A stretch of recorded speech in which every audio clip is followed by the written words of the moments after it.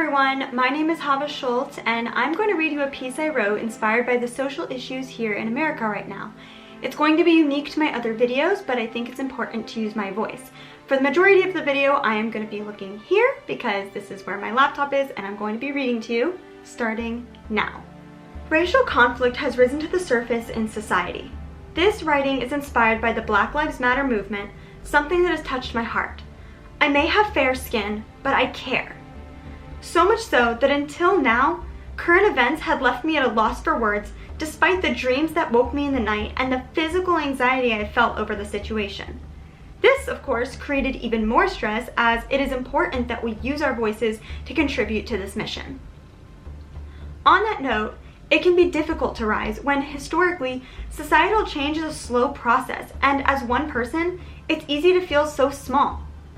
However, your actions can create a ripple effect. One drop in a lake may not be much compared to the lake, but the drop creates a ripple effect that extends far beyond its own position. And the lake would not even exist without a lot of little drops.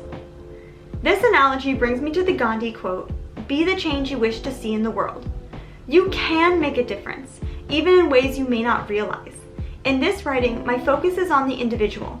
The lessons I share today are applicable to your interaction with the current societal issues as well as far beyond.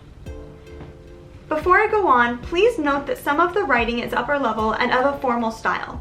It is simply the way my thoughts flowed, so please refrain from harsh judgment as I am sharing my natural writing style with you too.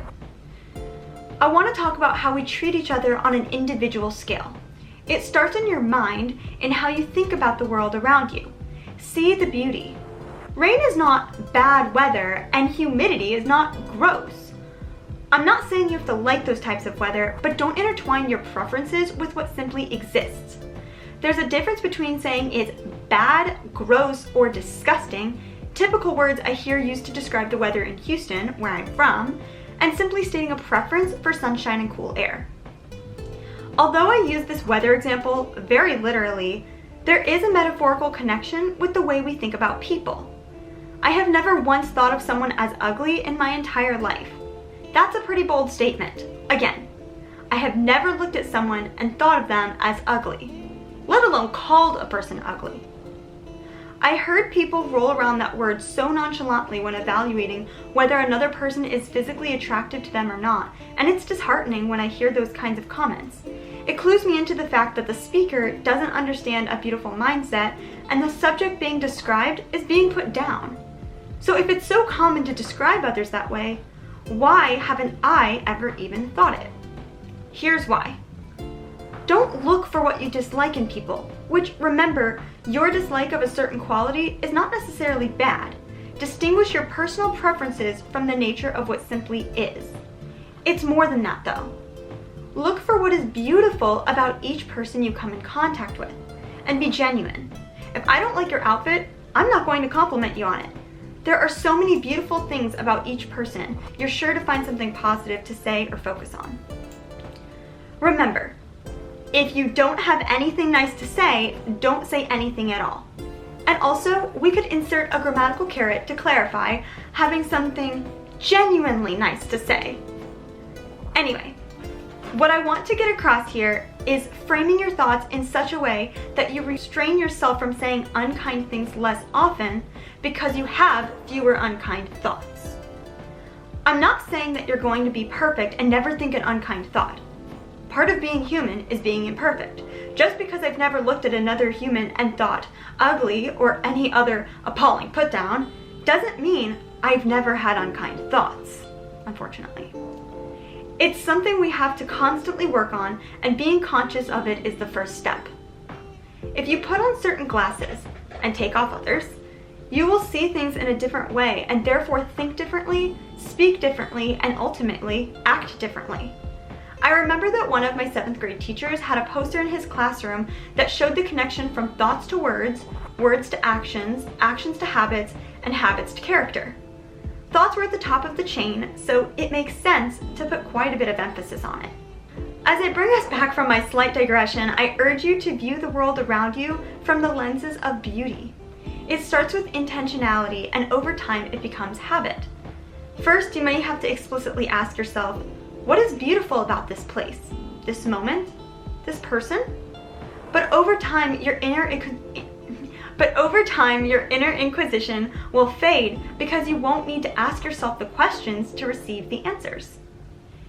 It also becomes a strategy for challenging situations. I view the world from a standpoint of beauty, but it doesn't mean that I am blind to the hatred and injustice in the world. In some situations, like this one, it's a matter of figuring out what you can do to add beauty to the world and how you can support the beauty others are contributing. During personal turmoil, I intentionally ask myself, what could be good about this? It's a strategy I picked up from Tony Robbins, and it really works for me. And asking what could be good isn't so far off from asking what the beauty is. Again, I digress. It's a habit of mine, especially as I write simply from the flow of my thoughts rather than a structured essay for a formal situation. My thoughts may continue to wind throughout this writing, but I will no longer acknowledge it. Instead, I invite you to simply follow me on the adventure of thought. Beauty is an adoption of thought. Kindness is an adoption of action. Think beautiful thoughts and do kind actions. Kindness was one of the strongest values enforced in my home growing up. As I alluded earlier in my discussion of beautiful thoughts, if you can't say anything nice, don't say anything at all, is a worthy motto to live by. It's pretty well known, so you've probably heard it before. But do you remember it? Another good one you know is the golden rule, which says you should treat others the way you would want to be treated. I actually prefer a subtle modification, which is to treat others the way they want to be treated. I recently read something online that took this lesson a step further. Instead of just treating others the way you would want to be treated, think about others the way you would want to be thought of. Feel others the way you would want others to feel about you. Speak to others the way you would want to be spoken to or spoken of. Do unto others as you would have them do unto you. To me, this quote communicates the need to use every part of your existence, treating, thinking, feeling, speaking, and doing, to respond to others with kindness. This all connects to the idea to love your neighbor as yourself. Beautiful thoughts and kindness come from love. Sometimes it's hard to love your neighbor as yourself, and for various reasons. For starters, I recently heard a podcaster say that for people who have not yet learned to love themselves, the message in the quote is harder to execute. Self-love is very important, and although it's not the main topic of today's writing, it is something we all need to do. Just as I said to focus on the beauty in others and to look past their flaws, use that same mentality during self-reflection. I'm not perfect, and I'm aware of many of my flaws, but I still love myself. You are not perfect, and whether you are aware of your imperfections or not, you should still love yourself. The second reason it's hard to love your neighbor as yourself, and the one that is personally more difficult, is when those neighbors do disappointing things. When people take actions that make it more difficult to love them, it makes it easy to justify personal lack of love. Sometimes people's actions are so horrifying that others get sucked into it. But let me tell you what, revenge is not sweet. I recognize that my statements do not cover every scenario on the planet, so please note that I am speaking in generalizations. I'm not some omnipotent being, nor would I pretend to be. So as an aside, if you disagree with anything I say today, please see the heart from which my writing comes, in addition to the courage it takes to speak publicly like this, and treat me with love and kindness in your comments. Growing up, I witnessed bullying firsthand multiple times in school. I couldn't stand it. As not the victim nor the bully, I assumed my position as an active bystander. I spoke up then, and I must speak up now. As our society struggles with how to treat another person, I want to remind the world that it starts with each of us. Like the droplets filling a lake, our society is nothing more than individuals put together, and we can each create a ripple effect. Like I said at the beginning, you must do what is in your power and recognize the power it can have. You can start with your own world.